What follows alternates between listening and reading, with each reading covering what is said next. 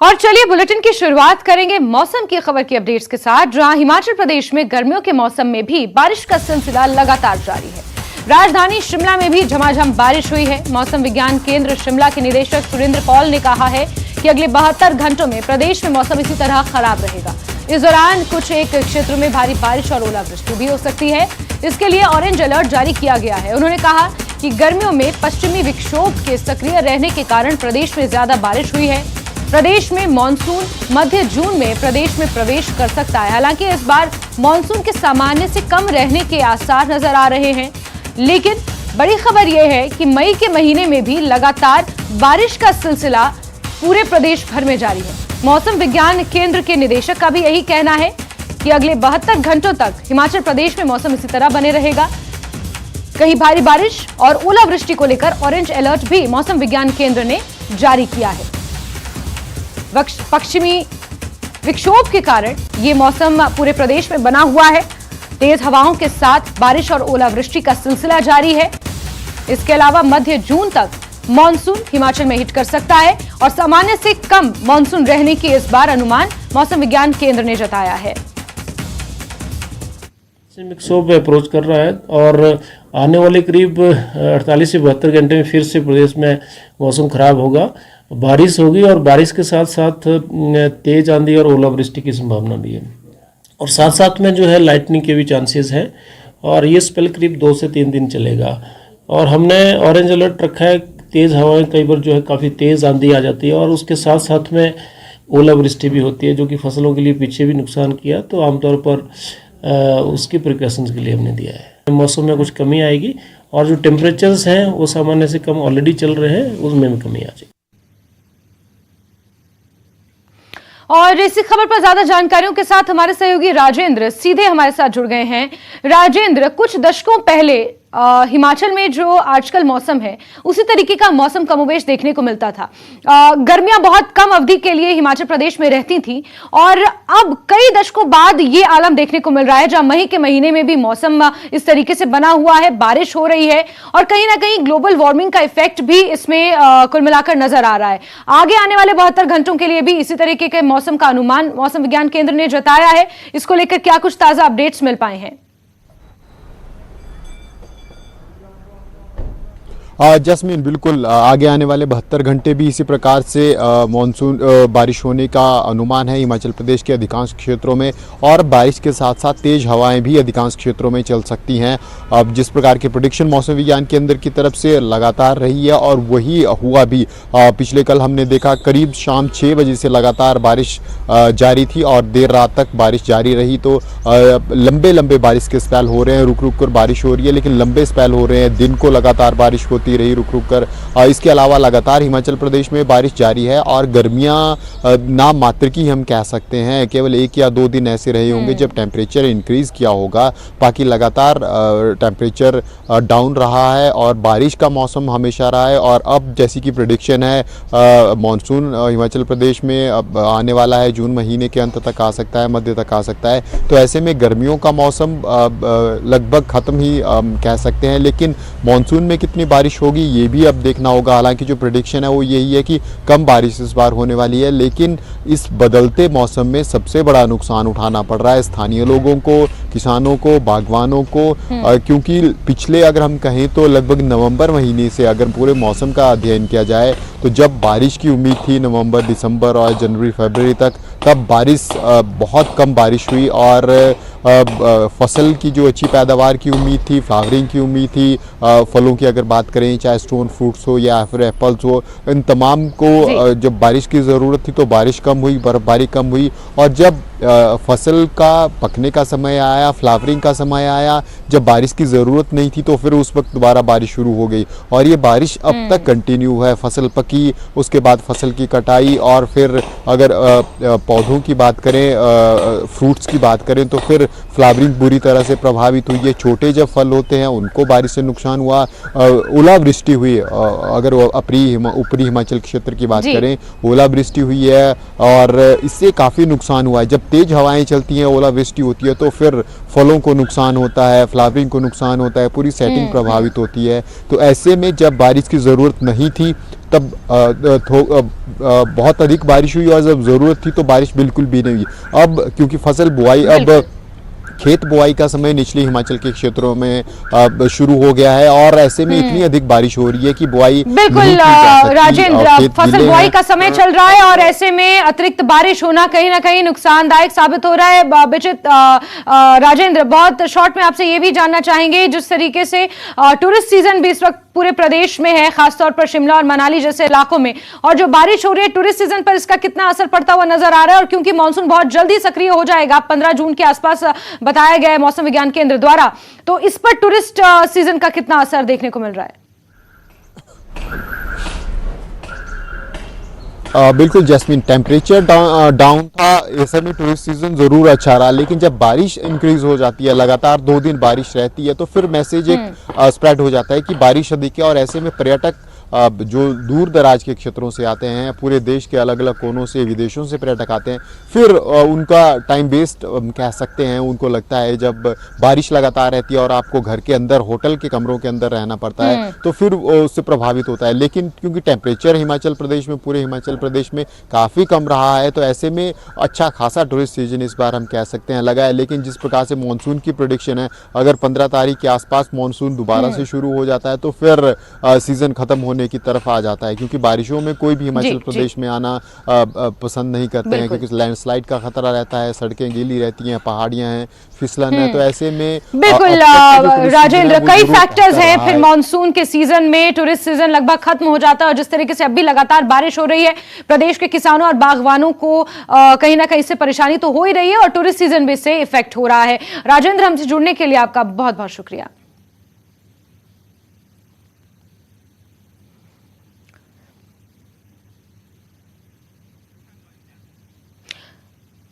चलिए आगे बढ़ते हैं खबरों में। और एनपीए बंद करने के फैसले के खिलाफ शिमला के अलावा हिमाचल में दूसरे जिलों के अस्पतालों में भी डॉक्टर्स ने पेन डाउन स्ट्राइक की है।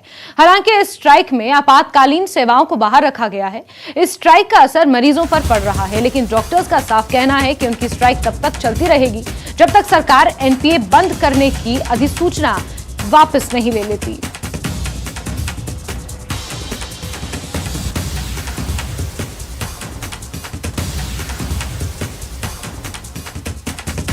तो आपको हम 5 तस्वीरें दिखा रहे हैं। ये अलग अलग मेडिकल कॉलेज की तस्वीरें हैं और अस्पतालों की तस्वीरें हैं, जहां पर एनपीए पर अब आर और पार की लड़ाई इन प्रशिक्षु डॉक्टर्स ने छेड़ दी है। एनपीए को लेकर जो अधिसूचना हाल ही में सरकार ने जारी की है, उसके खिलाफ सभी प्रशिक्षु डॉक्टर्स लामबंद हो गए हैं और अधिसूचना वापस लेने की मांग कर रहे हैं। इसी के मद्देनजर हर दिन 9 से 11 बजे की पेन डाउन स्ट्राइक का निर्णय लिया गया है, जिससे स्वास्थ्य सेवाएं प्रभावित हो रही हैं, ओपीडीज प्रभावित हो रही हैं। हालांकि आपातकाल सेवाओं को इस स्ट्राइक से बाहर रखा गया है। इमरजेंसी सर्विसेज अस्पतालों में, मेडिकल कॉलेजेस में जारी रहेंगी, लेकिन ओपीडीज इससे अच्छी खासी प्रभावित हो रही हैं। मरीजों को दिक्कतों का सामना करना पड़ रहा है।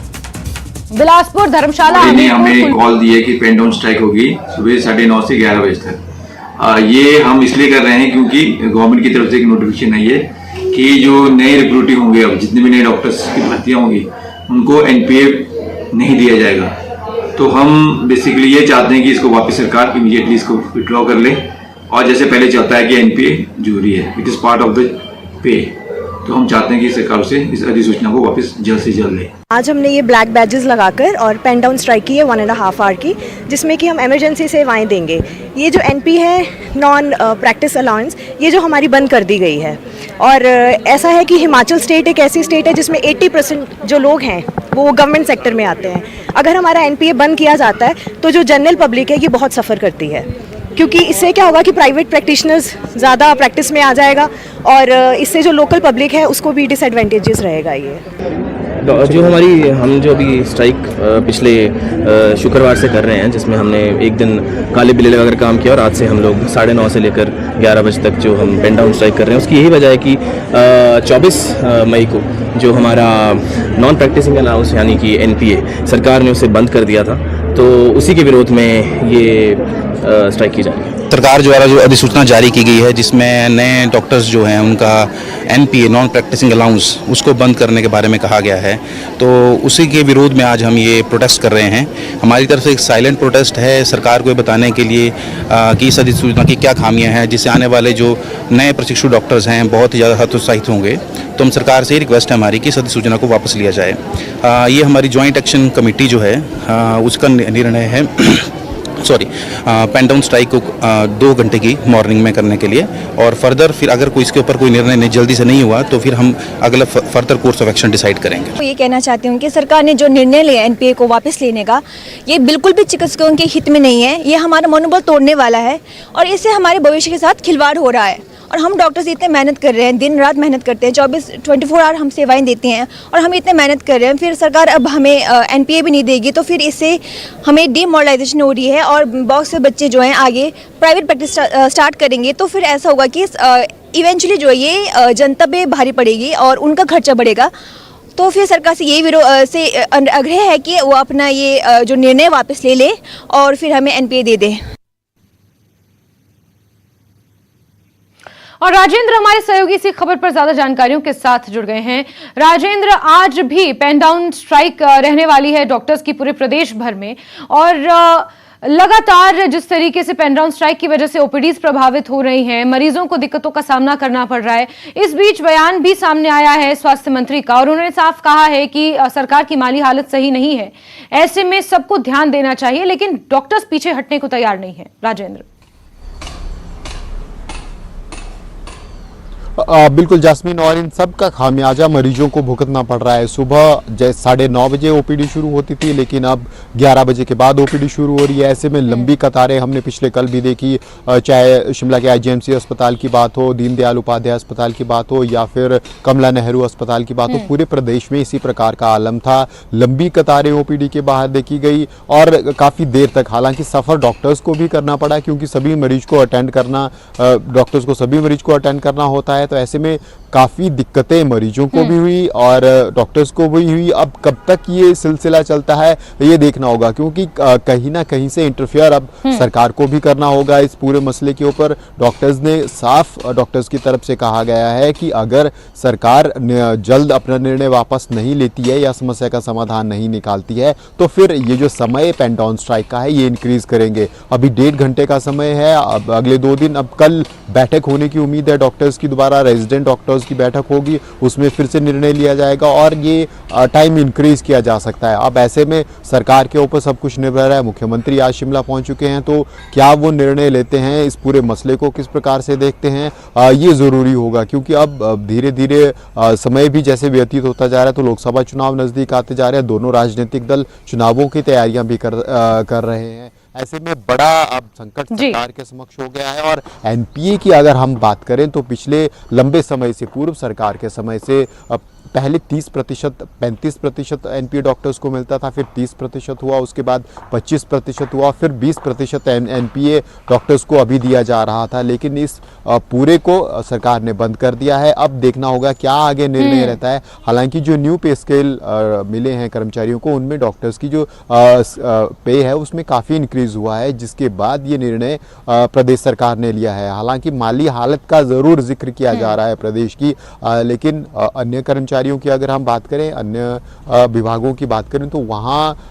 सरकार की तरफ से घोषणाएं की जा रही है। तो ऐसे में डॉक्टर्स का यही सवाल है कि अगर प्रदेश की माली हालत ठीक नहीं है तो फिर सबके साथ समान व्यवहार होना चाहिए। एक तरफ प्रदेश सरकार इंक्रीज कर रही है। बिल्कुल राजेंद्र, और अब देखना होगा कि डॉक्टर्स के इस विरोध का किस तरीके से सरकार जवाब देगी, क्योंकि इससे पहले स्वास्थ्य मंत्री के साथ जो बातचीत हुई वो बेनतीजा रही थी। अब आगे आने वाले समय में सरकार का क्या रुख रहेगा ये देखना अपने आप में काफी महत्वपूर्ण होगा, क्योंकि कहीं ना कहीं प्रदेश की स्वास्थ्य सेवाएं इससे प्रभावित हो रही हैं। राजेंद्र, हमसे जुड़ने के लिए आपका बहुत शुक्रिया।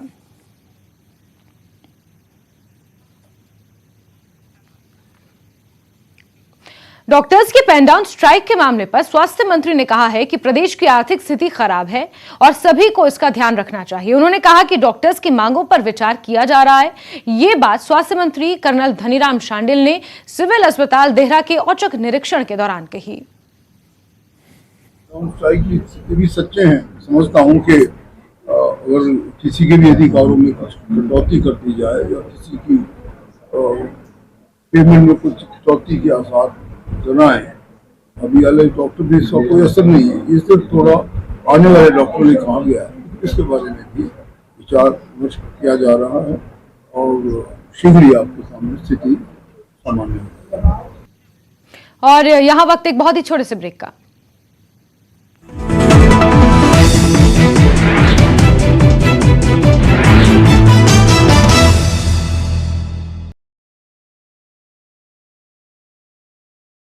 इसके अलावा कमलनाथ, दिग्विजय सिंह और दीगर कई सीनियर लीडरों ने मीटिंग में शिरकत की। मीटिंग के बाद राहुल गांधी ने कहा कि हमारा अंदाजा यह है कि हम मध्य प्रदेश में 150 सीटें हासिल करने जा रहे हैं। राहुल गांधी के मध्य प्रदेश में 150 से ज्यादा सीटें जीतने के बयान पर सीएम शिवराज ने तंज कसा है। उन्होंने कहा कि मन बहलाने के लिए राहुल गांधी का यह ख्याल अच्छा है। शिवराज ने कहा कि राहुल गांधी ख्याली पुलाव पका रहे हैं। वहीं सीएम ने एमपी में 200 से ज्यादा सीटें जीतने का दावा किया।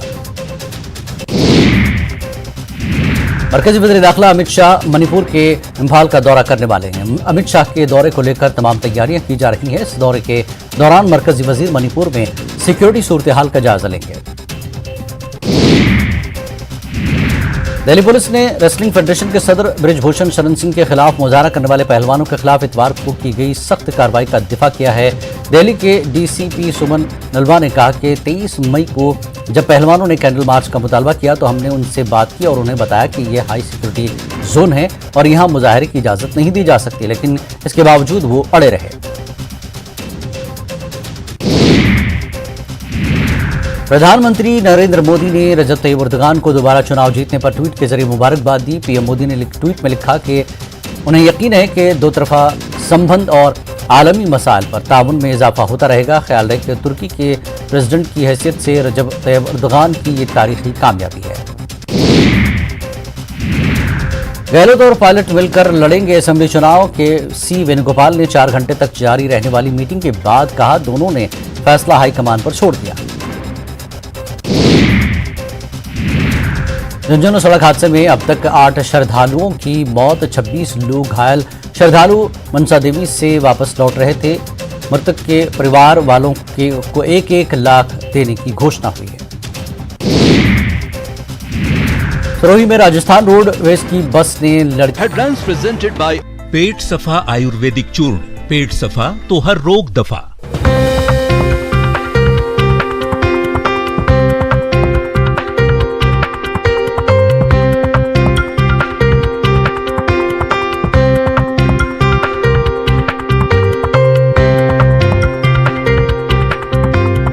हेडलाइंस प्रेजेंटेड बाय पेट सफा आयुर्वेदिक चूर्ण। पेट सफा तो हर रोग दफा।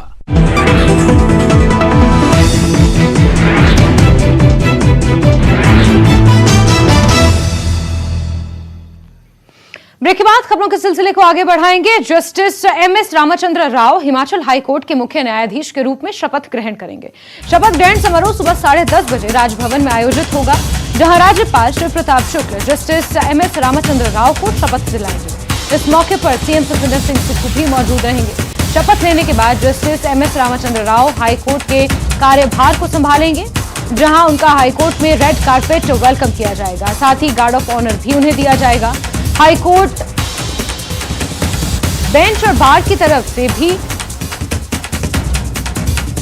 फुल कोर्ट वेलकम एड्रेस का आयोजन किया गया है।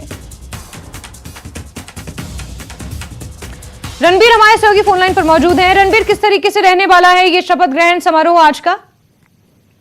क्या देखिए, जिस तरह से प्रक्रिया रहती है, प्रोटोकॉल रहता है कि जो राष्ट्रपति की तरफ से जो ऑर्डर जारी होता है, केंद्र सरकार की तरफ से जो आदेश जारी होते हैं वो पढ़ा जाता है। जो प्रक्रिया रहती है, जो प्रोटोकॉल रहता है चीफ जस्टिस की शपथ का, वो जो है यहाँ पर पूरा किया जाएगा। तैयारियां जो है पूरी की जा चुकी है। ठीक 10:30 बजे का समय दिया गया है, जहाँ पर जो हिमाचल प्रदेश के नए chief justice justice MS Ramchandra Rao वो शपथ आज लेंगे। उसके बाद मुख्यमंत्री सुखविंदर सिंह सुक्खू भी इसमें मौजूद रहेंगे। कुछ कैबिनेट मंत्रियों के भी इस शपथ समारोह में जो है मौजूद रहने की उम्मीद है। और उसके बाद एक IT का आयोजन किया जाएगा। उसके बाद जो नए न्यायाधीश हैं वो मुख्य न्यायाधीश हैं वो कार्यभार संभालने के लिए हाईकोर्ट जाएंगे और हाईकोर्ट में उनका जो है जो कोर्ट की परंपरा रही है कि जब नए चीफ जस्टिस आते हैं उनका वेलकम किस तरह से किया जाता है, जो हाईकोर्ट में रेड कार्पेट वेलकम उनका होगा और गार्ड ऑफ ऑनर दिया जाएगा और उसके बाद फुल कोर्ट वेलकम एड्रेस का आयोजन होगा। बता दें कि इस वक्त जो मुख्य न्यायाधीश है वो त्रिलोक चौहान है, वो जो है अभी मुख्य न्यायाधीश के रूप में सेवाएं यहाँ पर दे रहे हैं। और यहाँ पर ये भी बताते चले कि शुक्रवार को ही जो है आदेश जारी हुए थे जो नए जस्टिस हैं उनके। जी बिल्कुल रणबीर, तो नजर आप बना के रखें, ठीक 10:30 बजे ये कार्यक्रम शुरू होगा, जुड़ेंगे आपसे, जानकारियां लेंगे। फिलहाल के लिए आपका बहुत शुक्रिया। लोक निर्माण विभाग मंत्री विक्रमादित्य सिंह ने अपने सिरमौर प्रवास के दौरान रेणुका जी विधानसभा क्षेत्र के ददाहू संघाड़ा हरिपुर धार को जोड़ने वाले दनोई वैली ब्रिज का लोकार्पण किया। इस पुल का निर्माण करीब 1.5 करोड़ रुपए की लागत से हुआ है। उन्होंने कहा कि रेणुका जी क्षेत्र में सड़कों और पुलों के रुके हुए कार्यों में गति लाई जाएगी और प्रधानमंत्री ग्राम सड़क योजना के तहत 50 करोड़ और नाबार्ड के तहत 20 करोड़ रुपए सड़कों के निर्माण और रखरखाव पर खर्च किए जाएंगे। मुझे बहुत खुशी है कि PWD विभाग द्वारा, हमारे विभाग द्वारा रेणुका विधानसभा क्षेत्र में संगड़ा के इस इलाके में जो ये ब्रिज यहाँ पे क्षतिग्रस्त हो गया था, हमारी जानकारी में ये आया, विधायक जी ने हमारी जानकारी में लाया और हमने इसमें तुरंत आदेश विभाग को दिए कि इस पे कार्य शुरू होना चाहिए। और मुझे खुशी भी है और मैं अपने विभाग के अधिकारी, इंजीनियर्स, खास करके जो हमारे मैकेनिकल इंजीनियर्स हैं, उनको बहुत बहुत बधाई देना चाहता हूं कि उन्होंने रिकॉर्ड 1 महीने के अंदर अंदर इस बेली ब्रिज को करीबन 1.5 करोड़ रुपए की लागत से बनाकर तैयार किया है और यहाँ की जनता, इस इलाके की जनता को सुविधा जो है वो फिर से मिलनी शुरू हो गई है। विधानसभा क्षेत्र ज्वाड़ी के बत्ती मील से हारचकिया लंज टांडा धर्मशाला रूट पर इलेक्ट्रॉनिक बस दौड़ रही है और क्षेत्रवासी पहली बार इलेक्ट्रॉनिक बस को देखकर काफी खुश है और उत्साहित है। उन्होंने मुख्यमंत्री सुखविंदर सिंह सुक्खू को हिमाचल प्रदेश को ग्रीन स्टेट की पहल के लिए धन्यवाद दिया है। स्थानीय निवासी योगराज डोगरा ने कहा कि पहली बार चंगर क्षेत्र में इलेक्ट्रॉनिक बस धर्मशाला टांडा लंज से पहुंची है, जिसकी चर्चा सारे क्षेत्र में हो रही है। आज चंगर के क्षेत्र में पहली बार इलेक्ट्रिक बस धर्मशाला टांडा होती हुई बत्ती मिल गई है। चंगर क्षेत्र में इसकी बहुत सराहना हो रही है। मैं चंगर क्षेत्र वासियों की तरफ से माननीय विधायक महोदय केवल सिंह पठानिया, माननीय कृषि मंत्री श्री चंद्र कुमार जी और माननीय हमारे मुख्यमंत्री सुखविंदर सुक्खू जी का अति आभारी हूँ, जिनकी मेहनत से, जिनके सहयोग से हमारे चंगर क्षेत्र को पहली इलेक्ट्रिक बस देखने का सौभाग्य प्राप्त हुआ।